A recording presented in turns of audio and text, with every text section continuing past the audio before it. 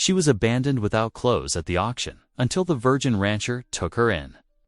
In the dusty town square, a cruel trader shames a young woman before a crowd that turns its eyes away, just when it seems her dignity is gone forever. A quiet rancher steps forward, throws his coat around her shoulders, and pays the price no one else dared. But his act of mercy sparks whispers in the church pews and fury from the men who covet his land. Behind the preacher's sermon lies corruption. Behind the railroad's offer lies a forged claim. And hidden in the woman's dress is a paper that could change everything. Now, the whole town waits to see.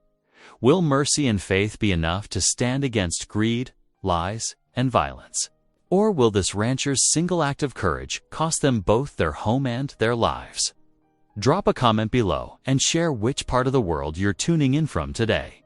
If you enjoy stories like this, don't forget to subscribe for more. The autumn wind whipped dust through the town square, carrying with it the cruel laughter and whispered judgments of the gathered crowd.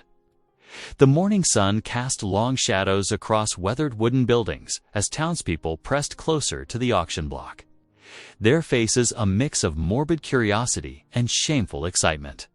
Sandra Reyes stood trembling atop the wooden platform, her eyes fixed on the distant mountains where her Apache mother's people dwelled. The trader had stripped her of everything but her basic undergarments, leaving her exposed to the harsh morning air and harsher stares. Her long black hair whipped about her face, providing what little shield it could from the piercing gazes. "Look, here, folks," the trader bellowed, his voice carrying across the square. "A fine specimen of work, this one. Part Mexican, part Apache, exotic blood." He grabbed Sandra's arm roughly, turning her around like a prize mare at market. Strong back, young and healthy. Starting bid at $50. Mothers in calico dresses pulled their children close, shielding innocent eyes from the spectacle. The men shifted uncomfortably, some pulling their hats lower, others finding sudden interest in their boot tips. A few called out jeers, their words cutting through the morning air like knives. "Ain't proper, showing her like that," one woman whispered to another. "Times is hard," came the reply, "but this ain't right." Still, no one moved to help. At the back of the crowd, Oliver Caldwell's hands clenched into tight fists. His heart hammered against his ribs as he watched the scene unfold. The nickname that had followed him for years, the Virgin Rancher, echoed in his mind, along with the countless times he'd heard snickers behind his back about his shy nature. With women, but something else echoed louder, his mother's voice reading from scripture about defending the helpless, about doing what was right, no matter the cost. $75, the trader shouted. "Who'll give me 75?" Oliver's legs moved before his mind could catch up. He pushed through the crowd, his tall frame and broad shoulders making a path through the pressing bodies. 'Tis winter. Savings, meant for feed and supplies, weighed heavy in his pocket. $120. Earned from long days of backbreaking work, the trader's eyes narrowed as Oliver approached. "Well, if it ain't the Virgin Rancher himself, come to get yourself a woman, boy." Cruel laughter rippled through the crowd. Oliver didn't answer. Instead, he shrugged off his wool coat, the good one his mother had made him before she passed, and climbed the 3 steps to the auction block. With trembling hands that he prayed no one noticed, he wrapped the coat around Sandra's shoulders. Sandra's fingers clutched the warm wool, pulling it tight around herself. Her eyes met Oliver's for just a moment, dark and wounded, filled with both fear and desperate hope. $120, Oliver said, his voice quiet but firm. The words carried in the sudden silence that had fallen over the square. The trader's face twisted into an ugly sneer. "Now see here, boy, $120, Oliver repeated, louder this time. He pulled the money from his pocket, nearly all the cash he had in the world, and held it out. "She's got debts owing," the trader spat. Her good-for-nothing father, then take it up with him, Oliver cut in, surprising himself with his own boldness. This here's honest money. For honest trade. You take it, or we can wait for the sheriff to ride in this afternoon and discuss the legality of your business practices. The threat hung in the air. The trader's eyes darted around the square, noting how the mood of the crowd had shifted. Where there had been entertainment before, now there was judgment, not for the girl on the block, but for him. With a curse, he snatched the money from Oliver's hand. Take her then. But mind you, boy debts don't just disappear. They got a way of following folks. Oliver didn't respond. Instead, he turned to Sandra and offered his arm, just as his mother had taught him a gentleman should. Ma'am, my wagon's just over yonder. Sandra's fingers trembled as she took his arm, letting him help her down the wooden steps. The crowd parted before them, their whispers following like autumn leaves in the wind. Oliver led her to his wagon, a sturdy but well-worn thing hitched to two reliable draft horses. He helped her up onto the wooden seat, conscious of how she flinched at his touch, even through the thick wool of his coat. The coat nearly swallowed her whole, and she clutched it like armor against the world. As Oliver climbed up beside her, he kept a respectful distance. The reins felt rough in his calloused hands as he flicked them gently, urging the horses forward. The wagon wheels creaked as they turned away from the town square, leaving behind the muttering crowd and the trader's dark threats. Sandra sat rigid beside him, her eyes fixed straight ahead. Tears tracked silently down her cheeks, but she made no sound. The morning sun caught the wetness on her face, making it shine like morning dew on prairie grass. My ranch is about 5 miles out, Oliver said softly, trying to fill the heavy silence. It ain't much, but there's a proper room for you in the house. With a lock on the door, he added quickly, wanting her to know she'd be safe. And I'll sleep in the barn. Sandra's hands tightened on the coat collar. Why? She whispered, her voice rough from silence. Why what, ma'am? Why did you help me? What do you? She swallowed hard. What do you want from me? Kay kept his eyes on the road ahead, giving her what privacy he could with her pain. My ma taught me that when you see someone hurting, you help. That's all. He paused, then added quietly, I don't want nothing from you, Miss Reyes. Just to see you safe and treated proper like any human being ought to be. A sob caught in Sandra's throat, quickly stifled. She turned her face away, looking out over the prairie grass that rippled like a golden sea in the morning light. Oliver let the silence stretch, comfortable with it in a way he never was with town talk and social niceties. The wagon rolled on, leaving the town behind. Ahead lay Oliver's small ranch with its modest house and barn, its cattle grazing in the autumn-cured grass. He didn't know what would come next or how to handle the complications that surely lay ahead. But he knew deep in his heart that he'd done right by God and by his mother's memory. And for now, that would have to be enough. The wagon wheels creaked steadily as Oliver guided the horses across the open prairie. Golden grass stretched as far as the eye could see, rustling in the autumn breeze. Sandra sat beside him, still wrapped tightly in his wool coat, her posture rigid and watchful. The sun climbed higher in the cloudless sky as they made their way along the rutted trail. Oliver kept stealing glances at his passenger, wanting to offer comfort, but unsure of what to say. The silence felt as vast as the prairie itself. Sandra came a whisper so soft he almost missed it. My name is Sandra Reyes. Oliver nodded, grateful for this small offering of trust. Pleased to meet you properly, Miss Reyes. I'm Oliver Caldwell. She drew a shaky breath, her fingers twisting in the fabric of his coat. There were others, my companions. We traveled together after her voice. Caught sickness came to our camp. Fever. Many died. When I fell ill, they left me behind. Oliver's hands tightened on the reins. "I'm powerful. Sorry to hear that, Miss Reyes." He kept his voice gentle, like he would with a spooked horse. "But you don't need to explain nothing if you don't.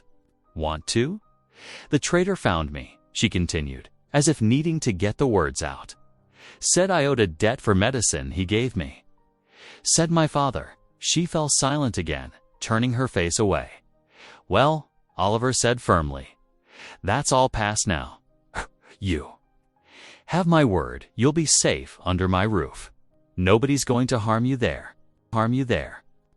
Sandra's dark eyes studied his face, searching for any hint of deception. Finding none, she gave a small nod and returned to watching the prairie roll by. The sun had climbed to its zenith. When they reached Cottonwood Creek, Oliver pulled the wagon to a stop near the water's edge where a stand of cottonwoods offered welcome shade. "Need to let the horses drink and rest a spell," he explained. "It's another 2 hours to the ranch from here." Before he could stop her, Sandra was climbing down from the wagon. Her legs trembled beneath her, but she straightened her spine with dignity. "I will help with the horses." "Miss Reyes, you don't have to, please," she interrupted softly. "I need to do something useful." Understanding flickered in Oliver's chest. He nodded and showed her how to unhitch the horses, keeping his movements slow and his voice steady as he explained each step. Despite her obvious exhaustion, Sandra's hands moved with quiet competence as she helped lead the animals to water. They rested in the shade while the horses drank their fill. Oliver pulled out a cloth-wrapped package from under the wagon seat. "It ain't much, just some bread and cheese, but you're welcome to share." Sandra accepted a piece of each with murmured thanks. They ate in companionable silence, listening to the creek's gentle burble and the horses' soft nickering. "My mother taught me about horses," Sandra said suddenly, brushing crumbs from her lap before she died. "She said they can tell a person's true nature better than any human." Oliver glanced at the horses, who had taken to Sandra immediately despite her stranger's scent. Reckoned she was right about that. The afternoon sun was sinking toward the horizon by the time they got moving again. Long shadows stretched across the prairie as Oliver pointed out landmarks a lightning-struck oak, a distinctive hill shaped like a sleeping buffalo, the old trail marker made of stacked stones. "There it is," he said finally, as the first stars began appearing in the darkening sky. A warm yellow glow beckoned from a window in the distance. Home. His small ranch emerged from the gathering dusk, a modest 2-story house with a wraparound porch, a sturdy barn, and a few outbuildings. A split rail fence enclosed the immediate yard, with the cattle pastures stretching beyond. It wasn't much compared to some spreads, but Oliver had always thought it had a welcoming feel to it.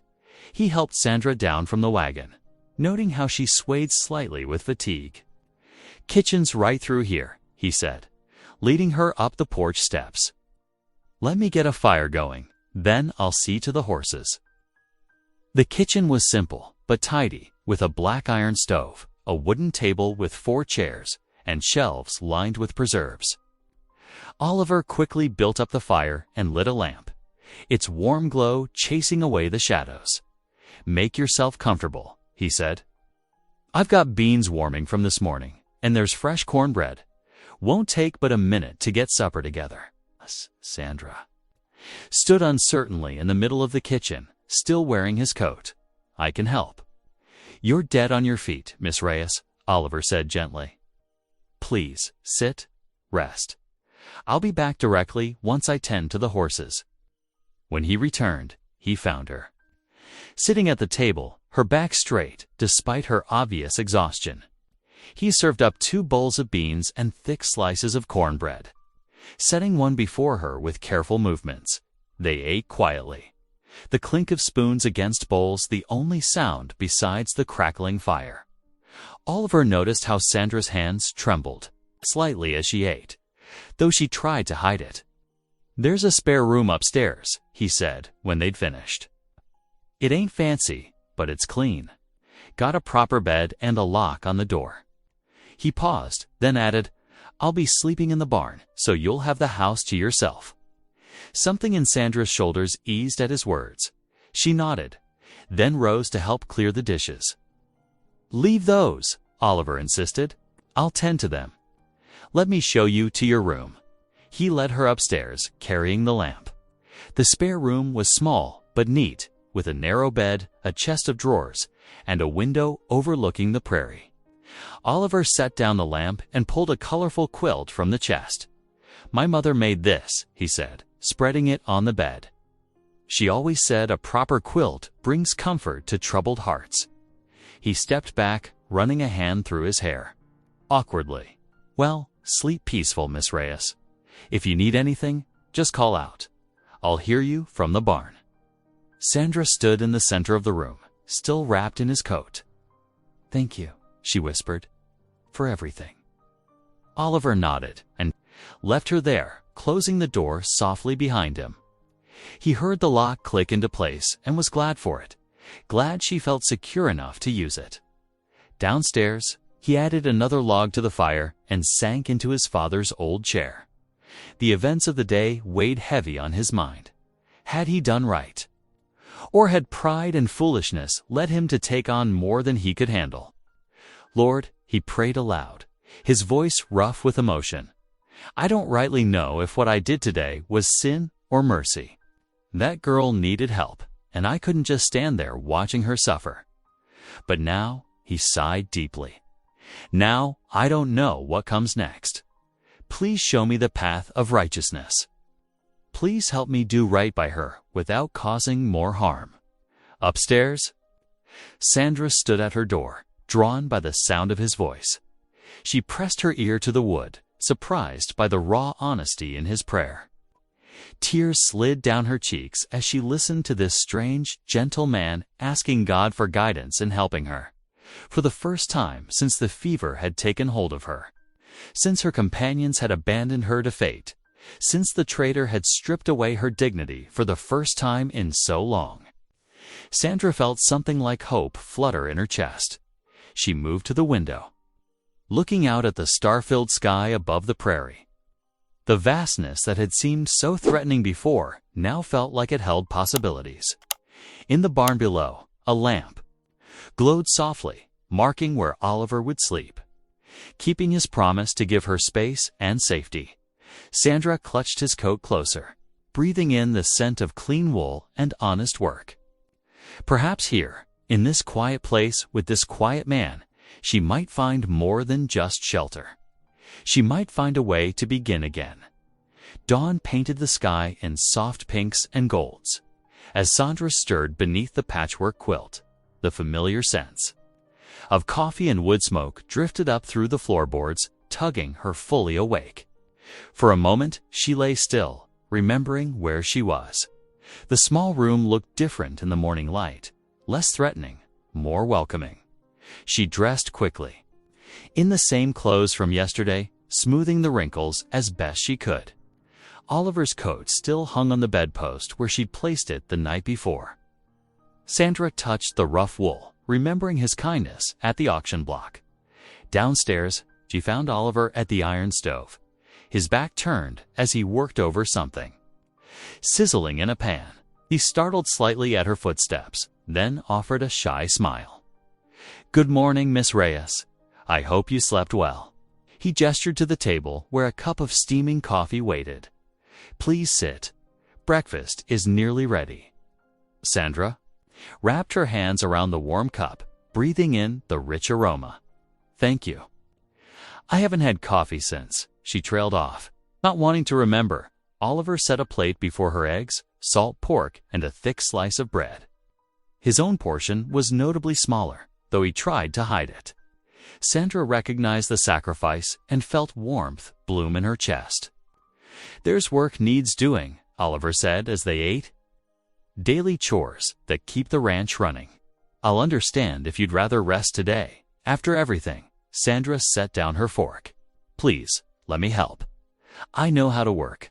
Oliver nodded, respect showing in his eyes. "Well then, I reckon we should start with the chickens. They get mighty uppity if their breakfast is late. The morning air was crisp as they stepped outside. Oliver showed her the feed bin and demonstrated how to scatter the corn just so, making sure even the timid hens got their share. Sandra watched the chickens peck and scratch, their soft clucking oddly soothing. "They're good layers," Oliver explained, "collecting eggs from the nests. Trade some with neighbors, sell the rest in town when I can." He paused, then added quietly, "Though maybe I'll send word to the mercantile instead of going myself for a while." Sandra understood his meaning. The town's judgment would be harsh on them both. Next came the cow barn, where two gentle Jerseys waited in their stalls. Oliver demonstrated the milking technique, his strong hands moving with practiced ease. Sandra watched carefully, then took her place on the wooden stool. Like this, scheming, mimicking his movements. The cow shifted, but didn't protest. "Natural talent," Oliver said, and though his voice was serious, his eyes held a glimmer of amusement. "Took me weeks to get the hang of it when I first started." They worked through the morning, Oliver teaching and Sandra learning. He showed her the weak spots in the fence that needed mending, explained which tools were for what purpose, pointed out the markers that separated his land from his neighbors. Despite her weariness, Sandra threw herself into each task. Her hands remembered skills learned long ago: how to test wood for rot, the proper way to mend a tear, the importance of checking tools before putting them away. Oliver watched her quiet competence with growing admiration. As the sun climbed toward noon, they paused to eat a simple meal of bread and cheese in the shade of the porch. The peaceful moment was interrupted by the sound of approaching hoofbeats. A wagon appeared on the dusty road, driven by a woman in a faded blue dress. Oliver stood, brushing crumbs from his shirt. "Mrs. Albright," he called in greeting. "What brings you out this way?" The widow pulled her wagon to a stop, her keen eyes taking in the scene. Oliver and Sandra sharing a meal. Sandra wearing the same clothes as yesterday, the obvious domesticity of the moment. Her lips pressed into a thin line. "Brought eggs to trade," she said stiffly, holding up a basket. "But I see you're occupied." "Much obliged," Oliver said, stepping forward to take the basket. "We've got plenty of milk to trade, if you're interested." Mrs. Albright's gaze shifted to Sandra, who had risen and now stood uncertainly on the porch. The older woman's expression softened slightly at Sandra's obvious discomfort, but her voice remained cool. "Perhaps another time. Good day to you both." They watched her wagon disappear down the road, knowing what would follow. News traveled fast in small towns, and by nightfall, everyone would know about Oliver Caldwell's mysterious house guest. "Don't pay it no mind," Oliver said quietly as they returned to their tasks. But Sandra saw how the tips of his ears had reddened with shame, how his movements were more hesitant now. The afternoon passed in shared work and comfortable silence. As evening approached, Oliver lit the stove to heat their supper while Sandra set the table with the mismatched plates she'd found in the cupboard. Over bowls of beans and the last of the cornbread, Oliver cleared his throat. "About Mrs. Albright. And the others who'll surely follow. There's going to be talk." Sandra stared into her bowl. "I know. They don't understand, don't want to understand. But their whispers can't hurt us unless we let them." He paused, choosing his words carefully. "You're safe here, Miss Reyes, no matter what anyone says." Sandra looked up then, meeting his earnest gaze. "Thank you," she whispered, "for everything." But fear still shadowed her eyes, and Oliver wished he could do more to ease it. After the dishes were cleaned and put away, Oliver brought out a worn leather book. "My mother taught me to read from this Bible," he said, setting it carefully on the table. Would you like to learn?" Sandra's eyes widened. "You would teach me?" Oliver lit their single lantern, setting it between them. "We could learn together. Truth is, I still struggle with some of the bigger words myself." He opened the Bible to a marked page, and pointed to a verse. Together, they bent over the text, their heads nearly touching in the lantern's warm glow. Oliver's finger traced each word as they sounded it out. Love is patient. Sandra read slowly. Love is kind. That's right, Oliver encouraged. They continued word by word, sometimes stumbling, sometimes having to help each other with. The pronunciation, when Sandra mispronounced, perseveres for the third time. A small laugh escaped her. Oliver's own chuckle joined hers, and suddenly they were both giggling like children. The day's tension draining away in their shared mirth.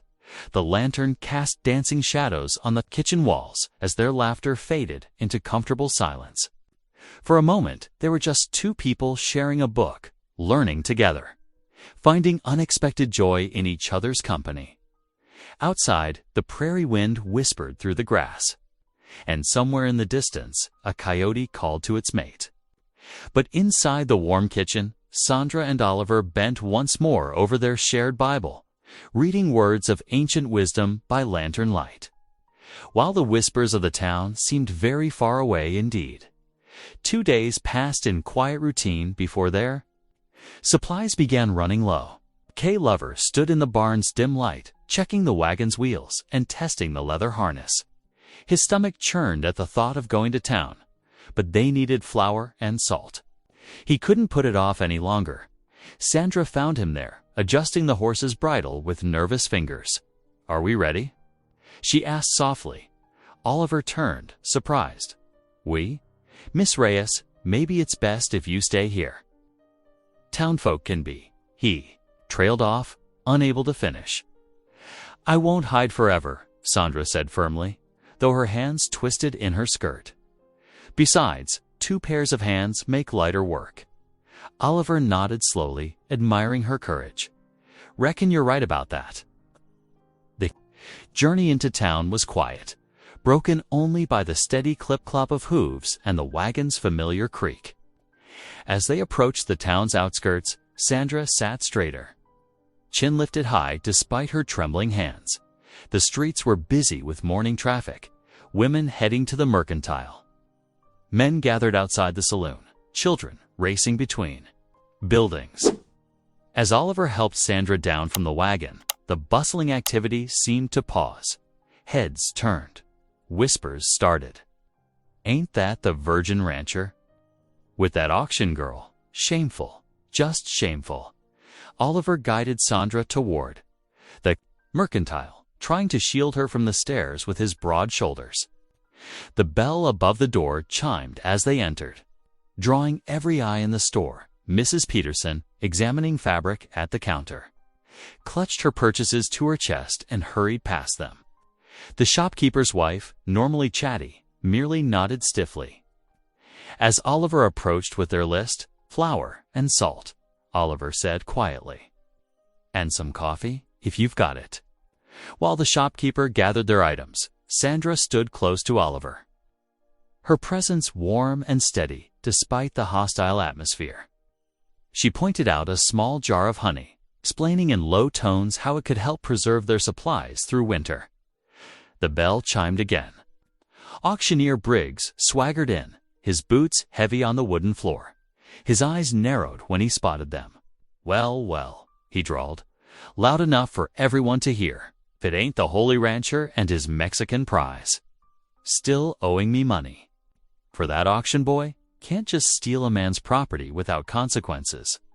Oliver's hands clenched into fists, but Sandra touched his arm gently. "The debt was not yours to claim," she said clearly, though her voice shook slightly. "You had no right." Briggs spat on the floor. "Rights. I got plenty of rights, and debts need paying, one way or another." Before Oliver could respond, the door opened again. Reverend Harrison, one of the church elders, entered the store.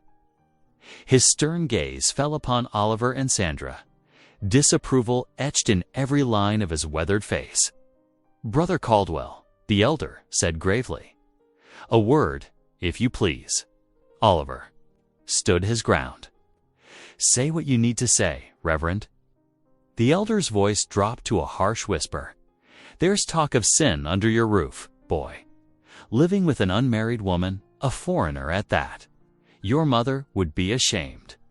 Oliver felt Sandra stiffen beside him. His voice, when it came, was quiet but firm. "My mother taught me to show kindness to those in need. That's all I aim to do." "Kindness," the elder scoffed. "Is that what you call it?" "I call it following the good book's teachings about mercy," Oliver replied. "Same ones you preach on Sundays, sir." The shopkeeper set their supplies on the counter. With a thud, clearly eager to be rid of them, Oliver paid quickly, gathering the heavy sacks while Sandra carried the smaller items. They walked out with their heads high, though Oliver could feel the weight of judgment pressing down on them. Both. The return journey seemed longer, the autumn sun beating down on their backs as the wagon rolled over dusty roads. Sandra sat with her hands folded in her lap, unusually quiet. Finally, she spoke. "I'm sorry, Mr. Caldwell. I never meant to bring such trouble to your door." Oliver clicked his tongue at the horse, considering his words carefully. Trouble comes, whether we invite it or not. But the good Lord values your life more than any man's judgment. That's gospel truth. You believe that? Sandra asked softly. Even with everyone turning against you. Especially then, Oliver said firmly. Makes it all the more important to stand by what's right. They reached the ranch as evening approached, the setting sun painting the sky in brilliant oranges and pinks. Together they unloaded the supplies, working in comfortable silence until everything was stored away. Sandra insisted on cooking supper, saying it was the least she could do. While she worked at the stove, she spoke of her grandmother's teachings about healing herbs and remedies. These plants that grow wild here, she explained, stirring the pot of beans. Many can help with winter ailments. There's one with purple flowers that soothes coughs, and another with small white blooms that eases fever. Oliver listened intently, impressed by her knowledge. Would you show me these plants sometime? He asked. Might come in handy when winter hits. Sandra's face brightened. Of course. There's much I could teach you about natural medicines. After they finished eating, Sandra retrieved Oliver's work shirt from her room. Kay? He had mentioned a tear in the sleeve earlier that day. Kay? Now she sat by the firelight, her needle flashing as she made neat. Even stitches. Oliver watched her work, touched by this simple act of care. Shirt was old, worn thin in places, but her skilled hands were giving it new life. It was a small gesture, but it spoke volumes about her desire to contribute, to make a place for herself here. The fire crackled softly as Sandra tied off her thread and held up the mended shirt for inspection. There, she said. Good as new. Much obliged, Oliver said quietly. You didn't have to. I wanted to, Sandra replied, folding the shirt carefully. You've given me so much. I'd like to give something back, even if it's just mended clothes and knowledge of herbs. Their eyes met across the warm firelight, and something settled between them. A deeper understanding, a growing trust. The town's disapproval couldn't touch this moment of quiet companionship. Outside, crickets began their evening song, and a cool breeze carried the scent of sage through the open window. Despite the day's difficulties, peace filled the small kitchen. They had faced the town's judgment together and come home stronger for it. The autumn wind whistled through the gaps in Oliver's barn as he methodically brushed his horse, his mind heavy with thoughts. The past week had brought more changes than he'd seen in years of solitary ranching. His ordered world had shifted, and with it came questions he couldn't answer alone. After finishing the morning chores, Oliver made his way to the small white church on the edge of town. Pastor Reeve was sweeping the steps, his black coat catching the morning breeze. Brother Caldwell, the pastor said, pausing his work. What brings you here on a Thursday? Oliver removed his hat, twisting the brim in his hands. Need some guidance. Pastor, about Miss Reyes. Pastor Reeves' eyes narrowed slightly, though his smile remained fixed. "Come inside, son. Let's talk in private." The church was cool and dim, sunlight filtering through dusty windows. Oliver sat in the front pew while Pastor Reeves settled into a chair facing him. "I fear I might be living in sin," Oliver confessed, his voice barely above a whisper. "Having an unmarried woman under my roof, it ain't proper." "Indeed not," Pastor Reeve agreed, steepling his fingers. "The appearance of impropriety can be as damaging as sin itself." "But she needed help," Oliver continued. "Still does. Turning her away would have been wrong, too." The pastor nodded slowly. "Prayer is the answer, Brother Caldwell. Pray for guidance." He paused, then added carefully, "Though some might say the simplest solution would be to sell your ranch. Start fresh somewhere else, away from complications." Oliver frowned, confused by this suggestion, but the pastor quickly moved on to scripture readings and prayers. Neither man noticed the shadow that passed by the church window, railroad agent Hale, listening intently. Back at the ranch, Sandra had transformed the kitchen from a sparse bachelor space into something altogether different. Dried herbs hung from the rafters, their sweet scent mixing with fresh-baked bread. The wooden table gleamed from thorough scrubbing, and curtains she'd sewn from flour sacks softened the harsh window light. Oliver returned to find her teaching his old rooster to eat corn from her hand. The sight made him smile despite his troubled thoughts. That evening, as they sat by the fire, Sandra grew quiet, her eyes distant. "Can I tell you something, Mr. Caldwell?" Oliver nodded, sensing her need to speak. "My father," she began, her voice catching. "He was a good man, a healer. When the fever came to our camp, he worked day and night to save others." She twisted her hands in her lap, but then he fell sick himself. "The others, they were afraid. They left us both." Tears slipped down her cheeks. "I nursed him best I could, but—" Oliver wanted to reach out to offer comfort, but kept still. His silence was an invitation to continue. "After he died, I tried to follow the others, but I was weak from caring for him. That traitor found me on the trail." She wiped her eyes. "The rest, you know." "I'm sorry," Oliver said softly. "No one should face such trials alone." Sandra gave him a grateful look. "God sends angels in strange ways, Mr. Caldwell. Even shy ranchers who everyone laughs at." Oliver felt his ears grow hot at her words. Before he could respond, a dog barked in the distance. Breaking the moment, the next morning dawned cold and gray. Oliver was mending the north pasture fence when hoofbeats approached. A well-dressed man rode up on a sleek bay horse, his clothes too fine for ranch work. "Mr. Caldwell." The man smiled without warmth. "Name's Hale. I represent the railroad company." Oliver straightened, still holding his hammer. "What can I do for you?" "Actually," Hale reached into his coat, "it's what I can do for you." He produced an envelope. $5,000 cash for your ranch. Very generous offer." Oliver stared at the envelope. "My ranch ain't for sale." "Come now." Hale's voice hardened slightly. "Be reasonable. This land is perfect for the new rail line. Progress is coming, Mr. Caldwell. Best not to stand in its way. This land was my father's," Oliver said firmly. "It'll be my son's someday. Not for sale at any price."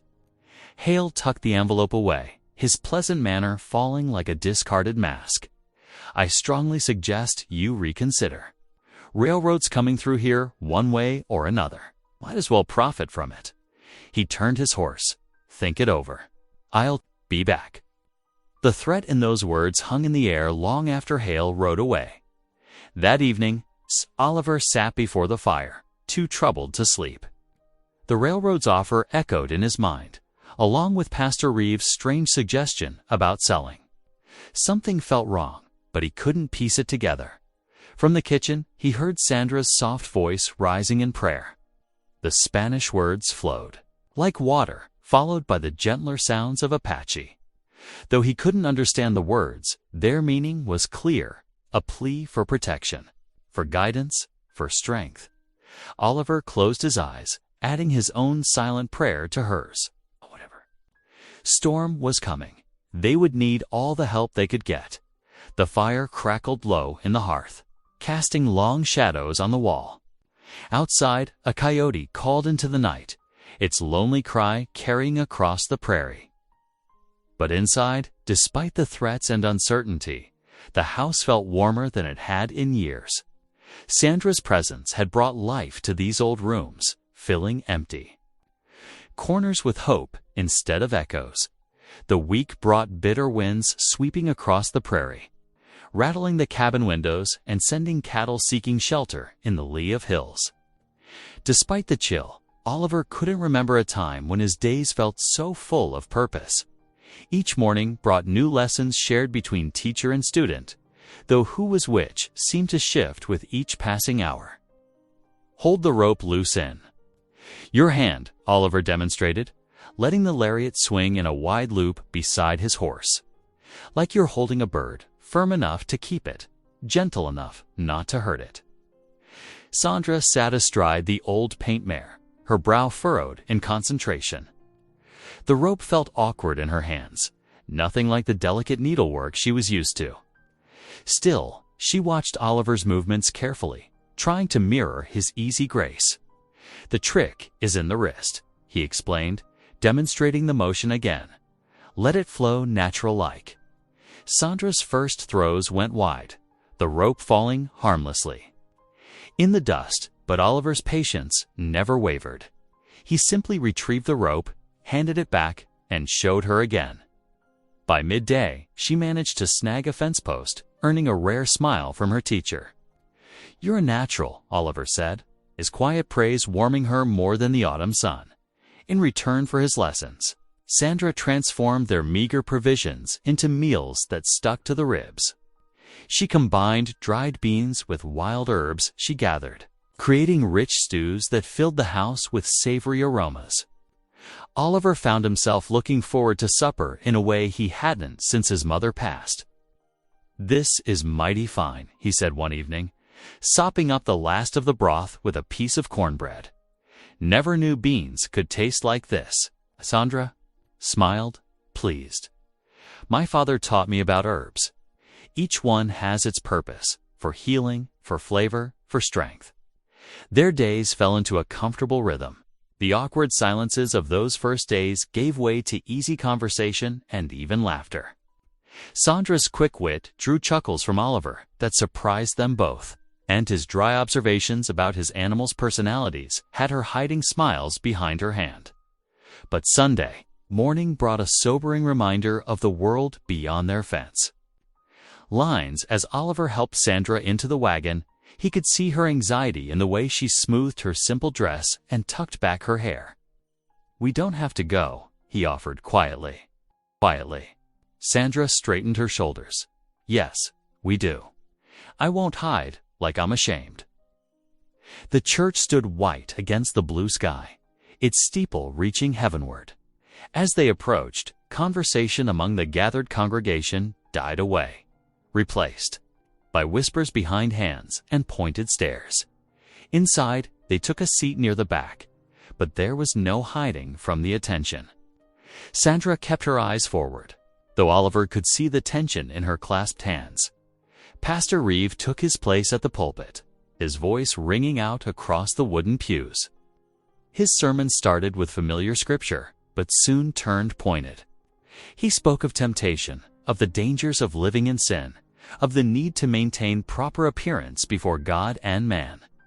"Those who harbor sin beneath their roof," he declared, his gaze sweeping the congregation, "bring judgment not only upon themselves, but upon our entire community." Sandra's head lowered, her shoulders curling inward as if to make herself smaller.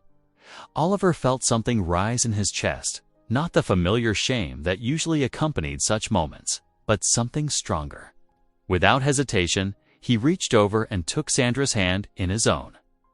The gesture, done in plain sight of everyone, caused an audible gasp from several pews. Sandra's head snapped up in surprise, but Oliver kept his eyes straight ahead, his grip firm and steady. After a moment, her fingers curled around his, holding on like an anchor in a storm. Pastor Reeves' words faltered briefly before he continued, but the damage to his message was done. In that simple gesture, Oliver had declared his position not with shame, but with quiet dignity. After the service, most folks hurried past them, avoiding eye contact. But Mrs. Albright, the widow who had first spread word of Sandra's presence at the ranch, approached them slowly. "That was a fine thing you did in there," she said softly to Oliver, then turned to Sandra. "Don't you mind them gossips, dear? The good Lord looks at the heart, not at wagging tongues." She pressed Sandra's arm gently. "You have more friends here than you know." The ride home was quiet at first, both of them processing the morning's events. The wagon wheels creaked a steady rhythm as the horse plodded along the familiar trail. Finally, Sandra broke the silence. "Oliver." It was the first time she'd used his given name. He glanced at her, noting how the sun caught the copper highlights in her dark hair. "Yes, there's something I need to tell you." She twisted her hands in her lap. "Something important. But I can't. Not yet." Oliver waited, letting her find her words. "I know I'm asking a lot," she continued, "but I need you to trust me. Just a little longer until the time is right." Her eyes met his, pleading. "Can you do that?" Oliver considered her words carefully. Trust hadn't come easy to him since his parents' passing, but Sandra had earned it in 100 small ways. Her kindness to his animals, her careful tending of his home, her honest gratitude for his help. "I reckon I can," he said simply. Relief softened her features. "Thank you." That evening, after Oliver had gone to check the stock one last time before bed, Sandra sat alone in her small room. By lamplight, she carefully unpicked the hem of her dress, revealing a folded paper tucked safely inside. Her fingers traced its worn edges, feeling the weight of its contents, not just in the paper itself, but in what it meant for her future, for possibly both their futures. She could hear Oliver's boots on the porch, returning from the barn. Quickly, she tucked the paper away and restitched the hem with tiny, careful stitches. The time wasn't right yet, but soon. Soon she would have to trust him with everything, just as he had trusted her. Through the window, she could see the first stars appearing in the darkening sky. She whispered a prayer of thanks for Oliver's kindness, for Mrs. Albright's encouragement, for the strength to face whatever lay ahead. Then she blew out the lamp and let the quiet of the ranch settle around her like a familiar blanket. The morning sun had barely crested the horizon when Sandra's footsteps creaked on the wooden stairs. Oliver looked up from the coffee pot, bubbling. On the stove, noting the determined set of her shoulders and the way her hands clasped something hidden in the folds of her skirt. "I need to show you something," she said, her voice steady despite the tremor in her fingers. "Something I should have shared sooner." Oliver pulled out a kitchen chair for her, sensing the weight of the moment. Sandra sat down carefully, smoothing her skirt before placing a folded paper on the worn table between them. The document was creased and slightly faded, but the official seal remained clear and dark. "My father," she began, touching the paper's edge reverently. "He was more than just a traveler. He had dreams for our future, dreams of land and home." Her eyes met Oliver's. "This is why those men abandoned me when he died. They knew about this, but they couldn't find it." Oliver leaned forward, studying the document as Sandra carefully unfolded it. His eyes widened as he read the formal text. A land deed, properly notarized and filed, granting rights to a significant tract of property.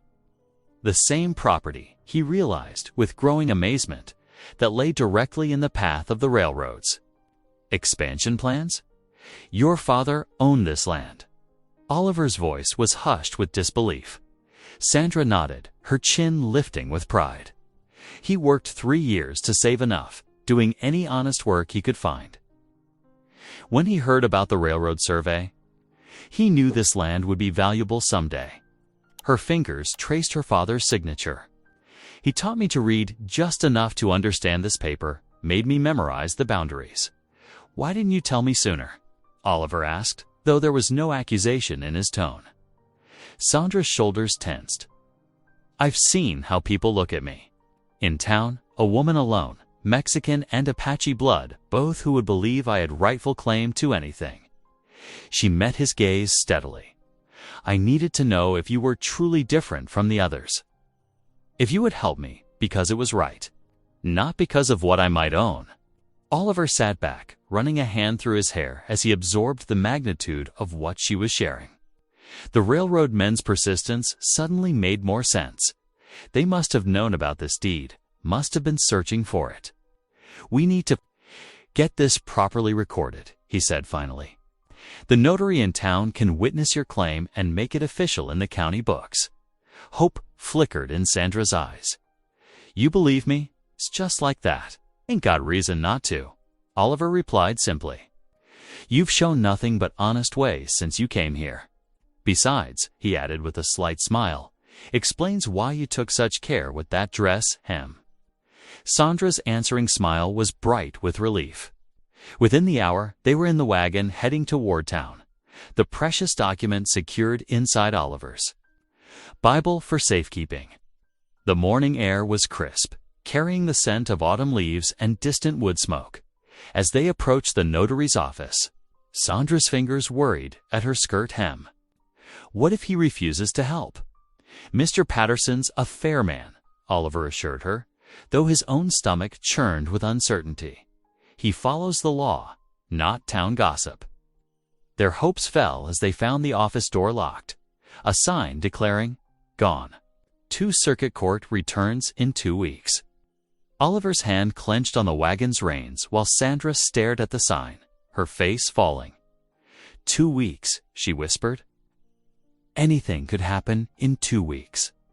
Oliver helped her back into the wagon, his movements gentle despite his frustration. We'll keep the deed safe until then, he promised. Okay, not a soul knows you have it, except me. The ride home was quieter, both lost in their thoughts. The sun climbed higher, burning off the morning mist and revealing the vast prairie stretching.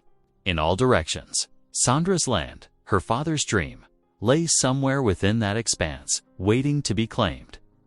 That evening, after a simple supper of beans and cornbread, Oliver knelt by his bed as he did every night. The wooden floor was hard against his knees, but he barely noticed, his mind too full of the day's revelations. Lord, he prayed aloud, his voice soft in the darkness. I asked for wisdom. Show me how to protect what's right. Give me strength to stand against those who'd take what ain't theirs. He paused, adding, and thank you for sending Sandra here. I reckon you knew what you were doing all along. In her room above, Sandra lay awake, listening to the familiar sounds of the house settling. Her father's deed was safely hidden again. But for the first time since his death, its weight felt like a blessing rather than a burden. She thought of how Oliver had accepted her story without question, how his immediate concern had been for protecting her rights rather than claiming them for himself. Papa, she whispered into the darkness, I think you would approve. Oliver is a good man, like you always said to trust in. Her voice caught slightly. Your faith in me wasn't wrong. I kept the deed safe, just like you asked. And now, maybe, just maybe, your dreams for us will come true after all. The night settled around the ranch house, peaceful and deep. In the distance, a coyote called to its mate, the sound lonely yet hopeful. Inside, Oliver and Sandra drifted toward sleep, each comforted by the knowledge that they no longer faced their challenges alone. Tomorrow would bring its own worries, but for now, hope had found a home beneath their roof. as solid and real as the deed hidden in Sandra's dress. A week passed like a gentle stream, each day bringing Oliver and Sandra closer. The autumn air grew sharper, but inside the ranch house, warmth bloomed like spring flowers. Oliver noticed how Sandra hummed while kneading bread, how she remembered exactly how he liked his coffee, how her smile could light up even the darkest corner of the barn. That particular evening, Oliver's hands trembled as he lit the oil lamp in the kitchen. The flame cast dancing shadows on the walls, while Sandra cleared away their supper dishes. His mother's silver ring, worn smooth by years of love, pressed against his palm inside his pocket. He'd polished it that afternoon until it gleamed like moonlight. "Sandra," he said, his voice catching slightly, would you sit with me a spell?" She turned from the dish basin, drying her hands on her apron. Something in his tone made her pause, and she settled carefully in the chair across from him. The lamplight caught the copper highlights in her dark hair, and Oliver's heart squeezed with tenderness. "These past weeks," he began, then stopped, wrestling with words that seemed too big for his tongue. "I mean to say," he drew a deep breath, steadying himself, "all my life, I've been alone. Folks called me the Virgin Rancher, laughed about how I couldn't string two words together around a woman." Sandra's eyes softened with understanding, but she remained silent, letting him find his way. "Then you came," Oliver continued, his voice growing stronger. "And suddenly, this house ain't empty no more. There's laughter in the kitchen and someone to share the day's troubles with. You've given me companionship I never dreamed possible." His hand shook as he withdrew the ring from his pocket. The silver caught the lamplight and held it like a star brought down to earth. Sandra's breath caught audibly. "I ain't educated enough to make pretty speeches," Oliver said, his eyes meeting hers with honest devotion. "But I know my heart, and it belongs to you. Would you do me the honor of being my wife?" Tears spilled down Sandra's cheeks. As she nodded, her voice trembling. "Yes," she whispered. "Yes, Oliver." His hands shook so much he nearly dropped the ring, but somehow he managed to slide it onto her finger. It fit as if it had been made for her, his mother's legacy finding a new home. "It's beautiful," Sandra breathed, touching the simple band with wonder. "Like you," Oliver said simply, then blushed at his own boldness. They sat in the lamplight, hands clasped across the table as they discussed their plans. The threat from the railroad men made waiting seem foolish. "We could marry right away," Oliver suggested. "Pastor Reeve might not approve, but he can't refuse us." Sandra nodded, squeezing his hand. "The sooner we face the world together, the stronger we'll be." The next morning, Oliver rode into town while Sandra stayed behind to prepare a special supper. His first stop was Mrs. Albright's house, where the widow listened to his news with bright eyes. "Well, it's about time," she declared, patting his arm.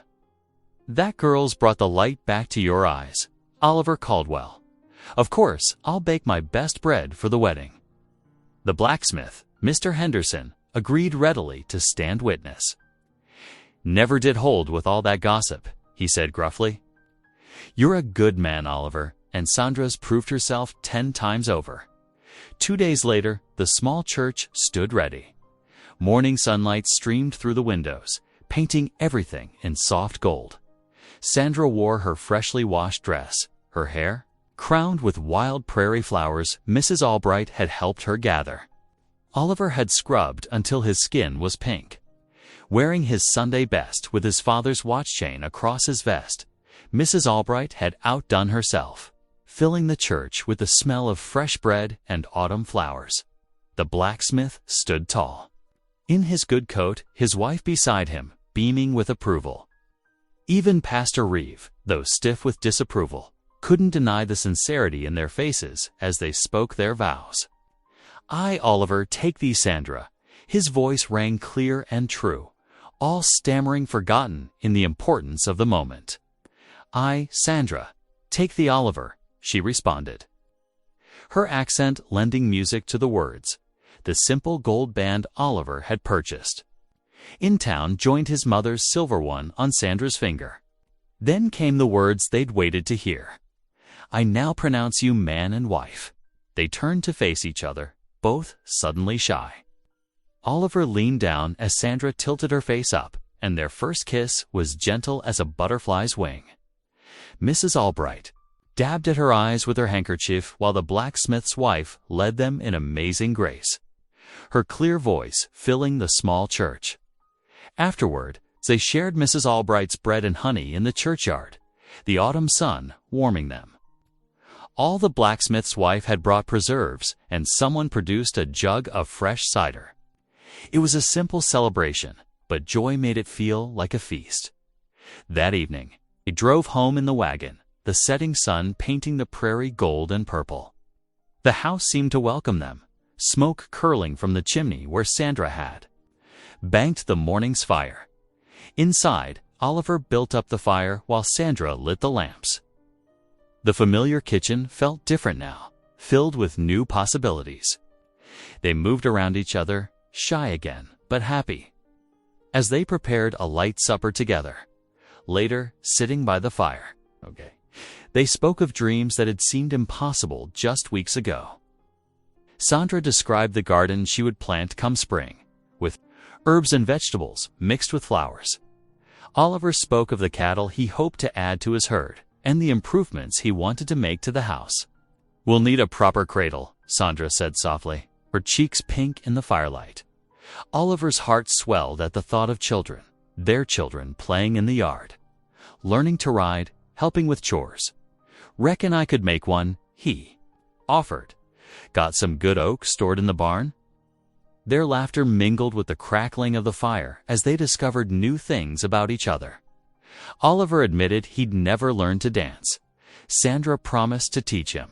Sandra confessed she couldn't make pie crust. Oliver assured her his mother's recipe was foolproof. Between their plans and dreams, they paused to pray together, thanking God for bringing them together, for the chance to build a life filled with love and purpose. Their voices joined in the quiet house, blending English and Spanish in a harmony of gratitude. The night deepened around them, stars wheeling overhead in their eternal dance. Inside the ranch house, lamplight glowed warm and steady, a beacon of hope and new beginnings. Oliver and Sandra had found more than safety in each other. They had found home. The autumn morning dawned crisp and bright, painting the prairie in shades of gold. Inside the small ranch house, Sandra hummed as she kneaded bread dough, the familiar motions bringing comfort. The kitchen was warm from the wood stove, and the air carried the mingled scents of baking bread and fresh coffee. Oliver paused in the doorway, savoring the sight of his wife at work. Just thinking the word wife made his heart swell with gratitude. Sandra looked up, catching him watching, and her smile lit up her entire face. The bread will be ready when you return from checking the cattle, she said, dusting flour from her hands. And I found some dried apples in the cellar. Thought I might try making a pie. Oliver crossed the kitchen to kiss her cheek, still marveling that he could. Don't know what I did to deserve such blessings, he said softly. Sandra's eyes sparkled. You showed mercy when others turned away. Now, go tend your cattle, husband. The word husband on her lips made him grin like a schoolboy. He collected his hat and headed out, whistling as he went to saddle his horse. The days since their wedding had passed in a sweet haze of shared work and quiet joy. Sandra had transformed the ranch house with small touches, curtains made from play, plays made from Maisley sleigh, made from May's my Raj, my slash, long-lasting color, whistling as he went to saddle his horse. The days since their wedding, he had slash slash, May sleigh slashes end, May slash slash, May slash slash, we slash lack, we slash lass, we slash lass lash lads I las, by Bekond of Clay Salak at us. Kaim Slesit, Kayet, who I Kusiui Kensul si use Kusi Salits, Six to Kidu I, we to get as you to Kalavits it, Luptek, Let's to weird sit at his Greek sit.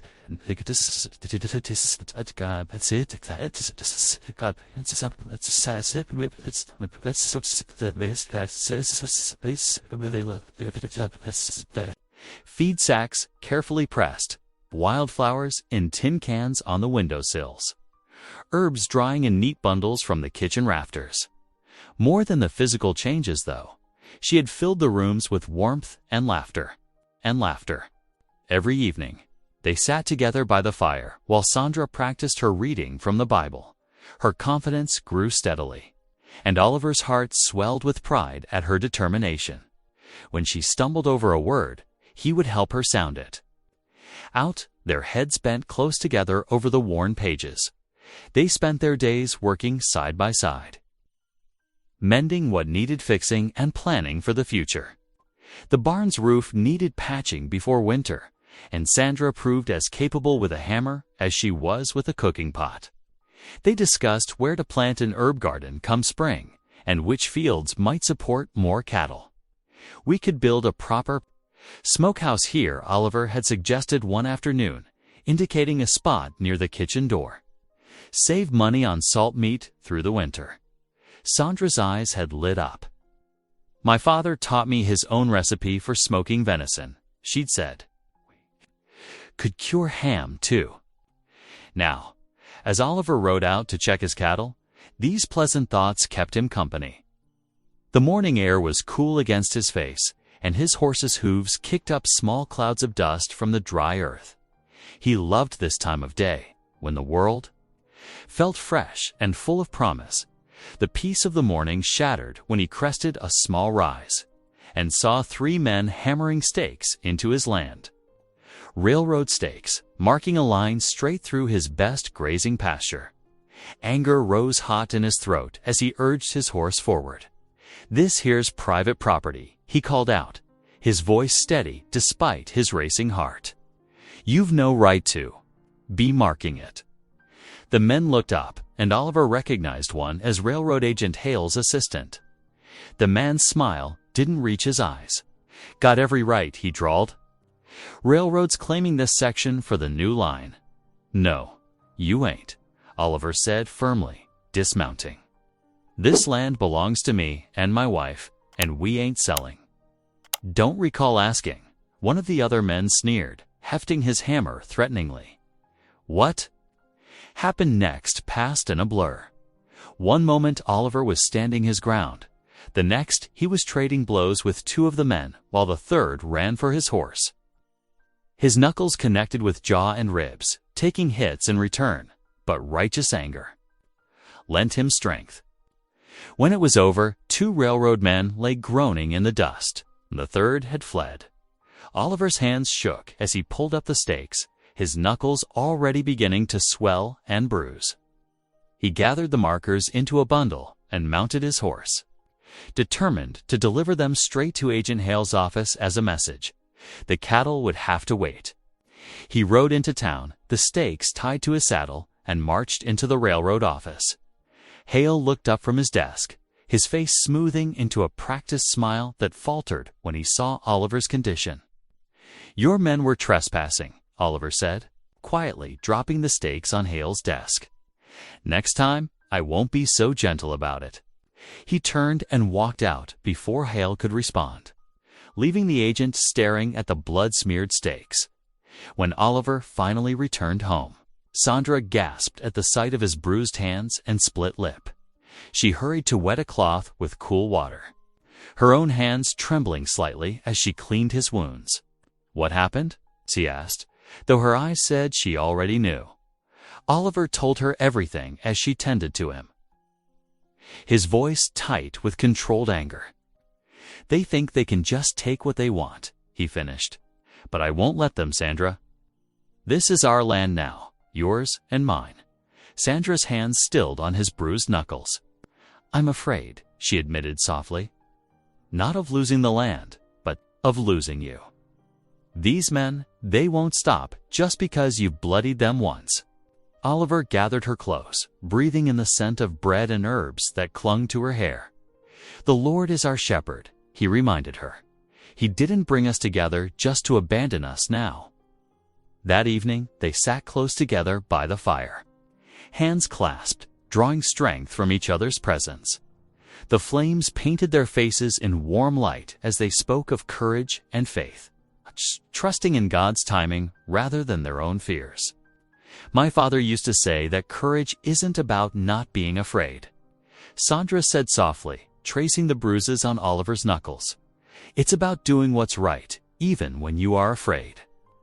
Oliver nodded, thinking of his own father's teachings. "Your father's wisdom lives on through you," he said, "just as his love for this land does." Sandra leaned her head against his shoulder, and they sat in comfortable silence, watching the fire dance. Outside, the prairie stretched vast and dark under the stars. But inside their home, love and determination burned as bright as the hearth-fire. The bread Sandra had baked that morning sat warm on the table, a reminder of the simple joys they were fighting to protect. Their Bible lay open nearby, its pages marked with a dried flower Sandra had pressed there. These small touches of home and heart strengthened their resolve to stand firm against whatever challenges lay ahead. As the fire burned low, they held onto each other and their faith, knowing that whatever trials the railroad might bring, they would face them together. Their love had transformed from a spark of mercy at an auction block to a flame strong enough to light their way through any.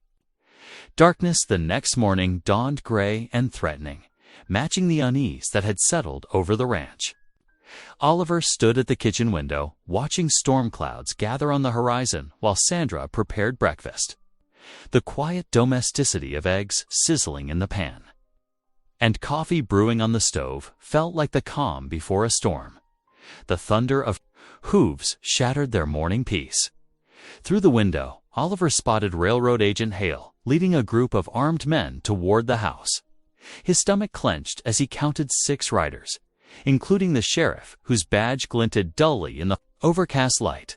"Sandra," Oliver said quietly, "stay inside." But Sandra was already at his shoulder, her face set with determination. "We face this together." They stepped out onto the porch just as Hale dismounted, his polished boots raising dust as he landed. The agent's smile was cold as winter frost as he pulled a sheaf of papers from his coat.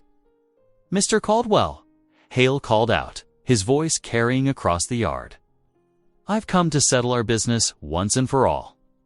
Oliver descended the porch steps, positioning himself between the men and his wife. "There's no business to settle. This land belongs to me and my wife." Hale's smile widened as he held up the papers. "That's where you're wrong. These documents show the railroad's prior claim to this property. The sheriff here is prepared to enforce our rights." "Those papers are forged," Sandra called out, her voice strong despite her trembling hands. "My father's deed proves our claim." The sheriff stepped forward, his hand resting meaningfully on his gun belt. "Now, Mrs. Caldwell, let's not make accusations we can't prove. Agent Hale's papers are properly filed with the Territory Office." Oliver's fists clenched at his sides. "You're lying. We showed you our deed last week." "A clever forgery, Hell said smoothly. "Sheriff, please explain to these people that they're to vacate the premises immediately." "This is our home," Oliver said, his voice rising. "We won't leave." The sheriff's face hardened. "Then we'll have to remove you." Everything happened at once. 2 of Hale's men moved forward to seize Oliver's arms. He fought back, landing a solid punch that sent one man sprawling. Sandra screamed as more men joined the fray, their boots kicking up dust in the yard. Oliver held his own against the first 2, but he couldn't watch all sides at once. A heavy blow caught him from behind, sending him to his knees. Blood trickled from his split lip as he struggled to rise. Another strike landed across his ribs, driving the air from his lungs. "Stop it." Sandra's scream pierced the morning air. "You're killing him." Townsfolk had begun gathering at the edge of the property, drawn by the commotion. They stood in uncertain clusters, watching as Oliver was beaten. No one stepped forward to help. The railroad's influence ran deep, and fear kept them rooted in place. The sheriff finally raised his hand, calling off the attack. Oliver lay in the dust, his face bloody, one eye already swelling shut. Sandra ran to him, falling to her knees beside him. "You have 1 hour to collect your personal belongings," Hale announced, brushing dust from his sleeve. "Anything left behind becomes railroad property." Sandra helped Oliver to his feet, supporting his weight as they stumbled toward the house. Behind them, Hale's men began hammering signs onto the fence posts. "Property of Western Pacific Railroad." With trembling hands and tears streaming down her face, Sandra gathered what she could: their Bible, some clothes, her father's deed, Oliver's mother's silver candlesticks. Oliver, barely conscious, leaned against the wall, blood dripping onto the floor they had swept together just yesterday. They loaded the wagon in a daze, each item a reminder of the life they were being forced to leave behind. The chickens scattered as Hale's men began measuring the yard. Inside the barn, their milk cow lowed in confusion as strangers let her out. Sandra hitched the horse herself, her hands remembering Oliver's patient teachings from what felt like a lifetime ago. She helped him onto the wagon seat, her heart breaking at his muffled groan of pain.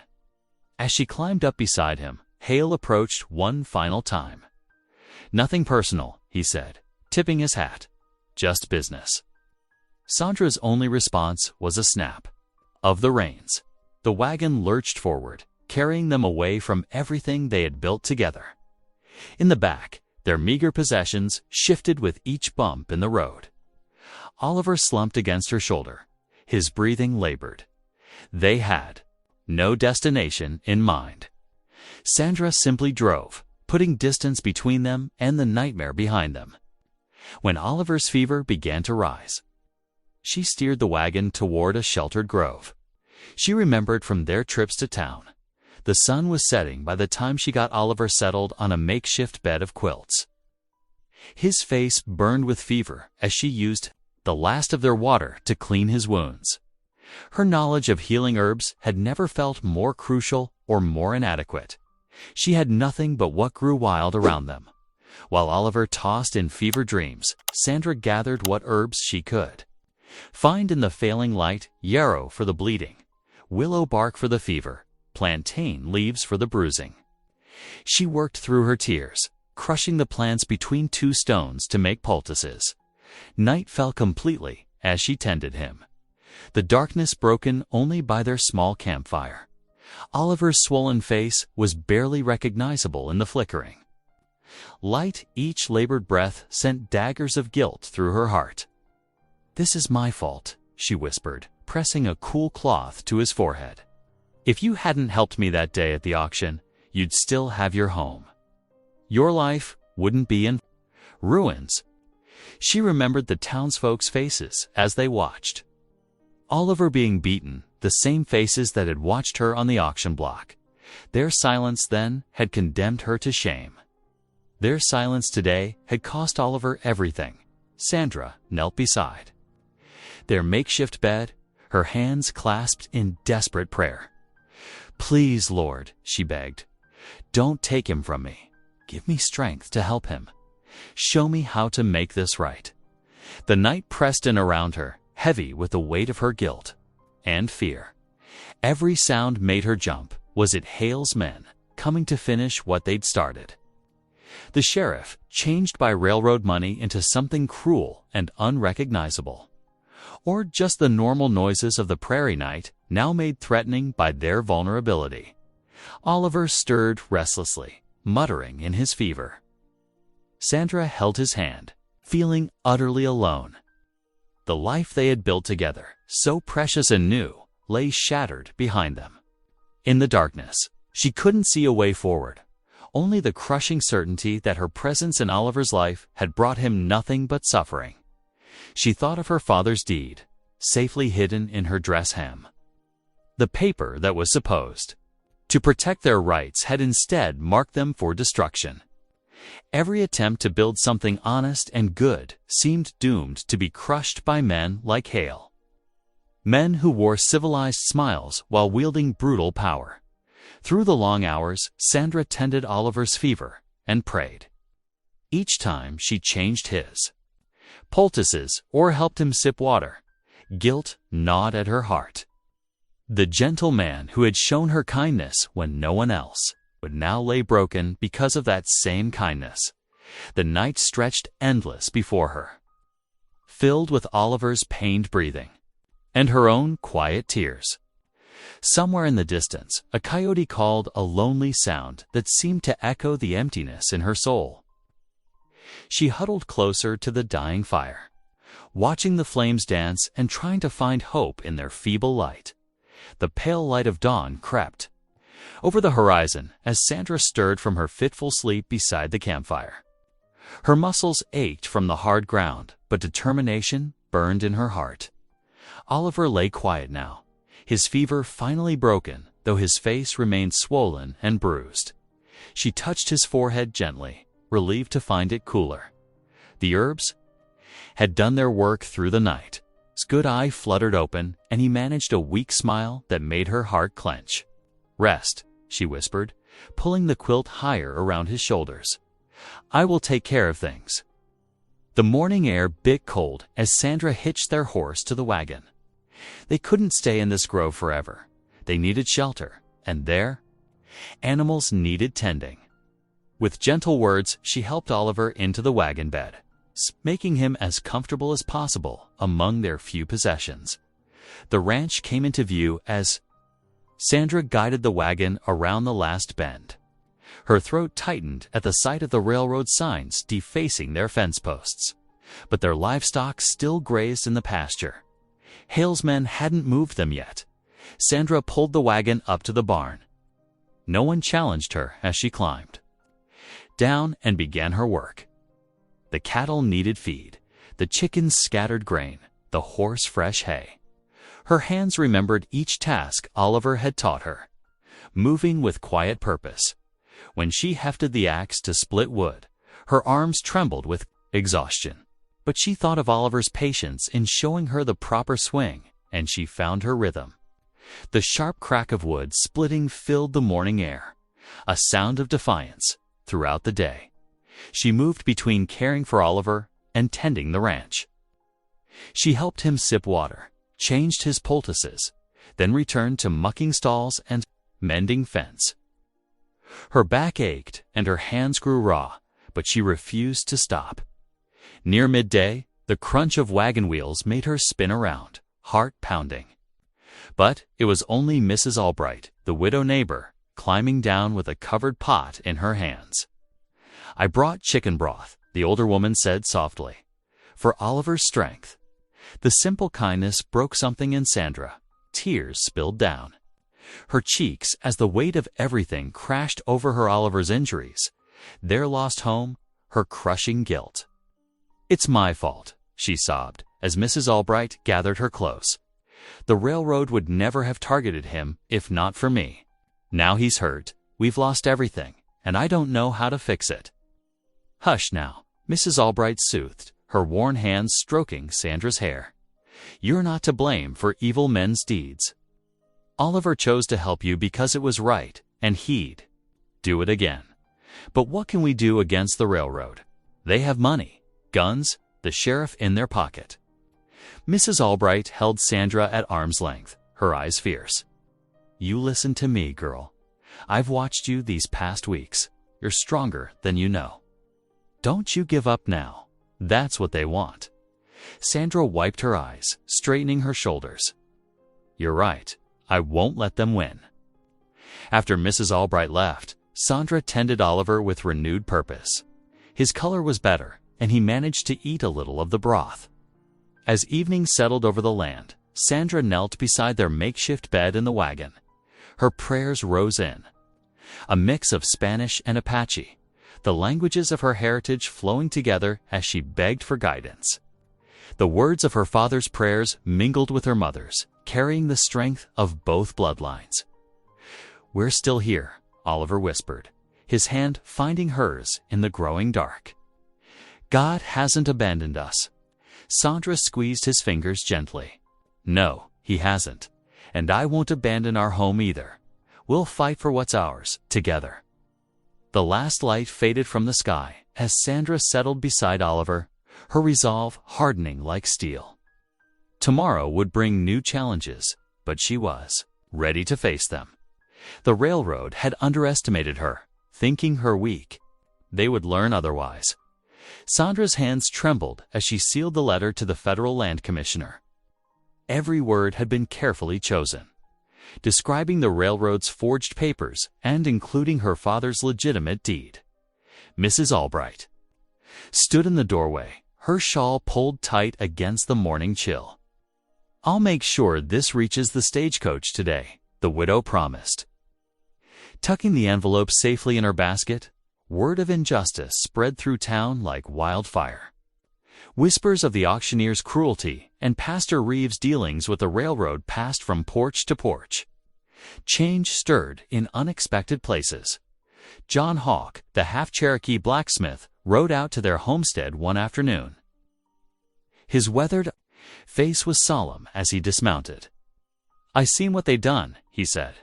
"I'll testify about them forged papers. Ain't right? What they're doing." Sandra's eyes welled with grateful tears. Oliver, sitting in the shade with his bruises fading, reached for her hand. "You're saving more than just me," he said softly. "You're saving our home, our future, our future." 3 weeks of anxious waiting ended when a federal commissioner's wagon rolled into town, flanked by stern-faced deputies. The morning sun glinted off their badges as they gathered in the dusty town square. The commissioner, a tall man with silver-streaked hair, studied Sandra's deed with careful eyes. His face darkened as he compared it to the railroad's papers. "These documents are clearly forged," he declared, holding up the railroad's claims. Townsfolk gathered as the deputies arrested the auctioneer and Pastor Reeve. The commissioner ordered the railroad to reroute their line far from Oliver and Sandra's land. Oliver stood before the crowd, leaning on Sandra's steady arm. "We forgive," he said, his voice carrying across the square. "But remember this day, never again should we stay silent when injustice walks among us." Sandra stood tall. Beside him, her head held high. No longer was she the frightened woman from the auction block. Now, she was a landowner, a wife, and a voice for justice. Lamplight streamed from the Caldwell homestead windows that evening, casting warm rectangles onto the dusty yard.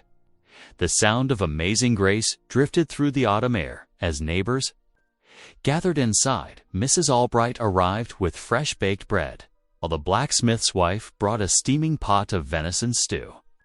Cherokee families mingled with Mexican ranch hands, sharing plates of spiced beans and stories. Children played together in the yard, their laughter mixing with the hymns. Oliver stood near the fireplace, his voice strong and clear as he raised a prayer of thanks. "Lord, you brought light from darkness and friendship from loneliness." In a quiet corner, Sandra squeezed Oliver's hand.